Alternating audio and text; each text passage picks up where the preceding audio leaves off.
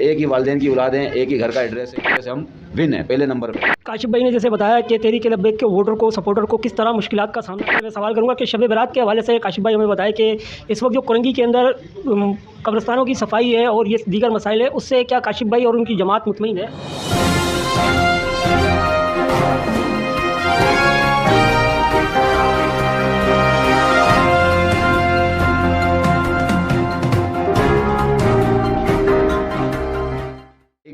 Vote इन्होंने NA 234 में फेंका। एक ही वालिदैन की औलाद हैं, एक ही घर का एड्रेस है। इसी तरीके से मेरी सिस्टर का इन्होंने NA 234 में फेंका। हमारे जो इलाके के कई पोलिंग एजेंट वगैरह बने, उनके वालिदैन को 32A में फेंका। स्कूल वहाँ पे जो कभी उन्होंने वोट कास्ट नहीं किया, वहाँ पे वो कह रहे हैं इस दफ़ा इन्होंने मरमा किया। और जो पोलिंग एजेंट बना हुआ था उसको 234 में फेंक दिया, नासिर जम की तरफ फेंका। तो इतना मकर करने के बावजूद भी इलेक्शन कमीशन की जानिब से और हुकूमती इदारों की जानिब से मकर के बावजूद भी अल्हम्दुलिल्लाह इस इलाके से हम विन है, पहले नंबर पर हैं। और उसके बाद फिर इन्होंने जब शाम को रिज़ल्ट देने थे 5 बजे 6 बजे, तो इन्होंने वो रिज़ल्ट फ़ौरन नहीं दिए। रात के 2-3 बजाए, 3 बजे के बाद भी इन्होंने ज़बरदस्ती लोगों ने वो किया, क्योंकि ख़वातीन भी अंदर बिल्डिंगों में मौजूद थी जो पोलिंग एजेंट वगैरह थी। तो आवाम निकली है, फिर उन्होंने वो शोर शराबा किया है, फिर जाके रिज़ल्ट दिए हैं। और वो रिज़ल्ट भी बिल्कुल बरअक्स दिए।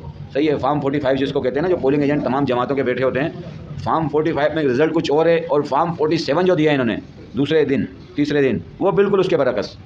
मतलब इतना वोट कास्ट ही नहीं हुआ जितना फार्म 47 में दिखाया जा रहा है। फार्म 45 के मुताबिक कुछ और वोट है, फार्म 47 के मुताबिक कुछ और रिजल्ट है। काशिफ भाई ने जैसे बताया कि तहरीक लब्बैक के वोटर को सपोर्टर को किस तरह मुश्किलात का सामना करना पड़ा।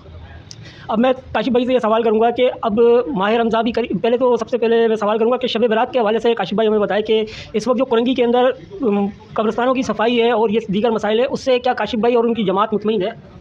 नहीं, हम उससे जो है ना बिल्कुल भी मुतमईन नहीं है, क्योंकि हर साल ही हमने देखा है कि आवाम को जो है ना यहाँ पे बड़ी परेशानियाँ होती हैं कब्रिस्तानों में। ठीक है, फिर हमारे तहरीक लब्बैक शोबे खिदमत खल्क़ के जो ज़िम्मेदारान हैं और हमारे जो जितने भी शोबा जाते हैं तहरीक के, 15 रुकनी हमारी टीम होती है, UC में भी, PS में भी और ज़िलाई सतह पे भी। तो वो अपनी मदद आपके तहत बेचारे ख़ुद जो है हमारे ज़िम्मेदारान कारकुनान कब्रिस्तानों की सफाइयाँ भी कर रहे होते हैं। कब्रिस्तानों के बाहर हर साल अल्हम्दुलिल्लाह तहरीक लब्बैक जब से वजूद में आई है, हर साल कब्रिस्तानों के बाहर कैंप भी लगाया जाता है। वहाँ पे पानी के भी इंतजाम करती है, लाइटिंग के भी इंतजाम होते हैं, शरबत के भी इंतजाम होते हैं। और जो हमारे ज़िम्मेदारान कारकुनान के बस में, वो हम अपनी तरफ से कोशिश करते हैं कि आवाम को सहूलत मुहैया करें। लेकिन हुकूमत की जानिब से हमारे को सहूलत नज़र नहीं आती है। हुकूमत की जानिब से तो उल्टा कब्रिस्तानों में भी माफिया सिस्टम एक राइज है, जो इन्होंने बिठाया हुआ है, जो छोड़ा हुआ है गोरकन की सूरत में। जो कब्र की कीमत गवर्नमेंटी सतह पे जो एक पर्ची है उसकी कीमत 800 रुपये है, कब्र के चार्जेस 800 रुपये हैं, जबकि वसूल जो किए जाते हैं गरीब आदमी से वो 15,000, 20,000, 25,000, 18,000 इस तरीके के। तो यहाँ पे तो मरना भी एक मुश्किल बना दिया है हुकूमत ने।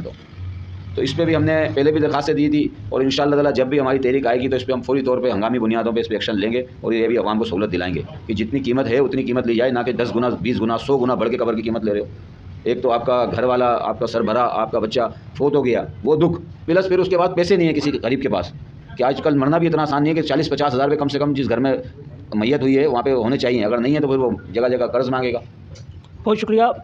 ये तो तहरीक लब्बैक पाकिस्तान के वेलफेयर बोर्ड के नाज़िम आला कराची काशिफ कादरी साहब, और इनसे बहुत अच्छी गुफ्तगू हुई और मैं इनका शुक्रिया भी अदा करता हूँ ENN की तरफ से कि इन्होंने वक्त दिया। अब मैं आप लोगों से इजाज़त चाहता हूँ। सही है।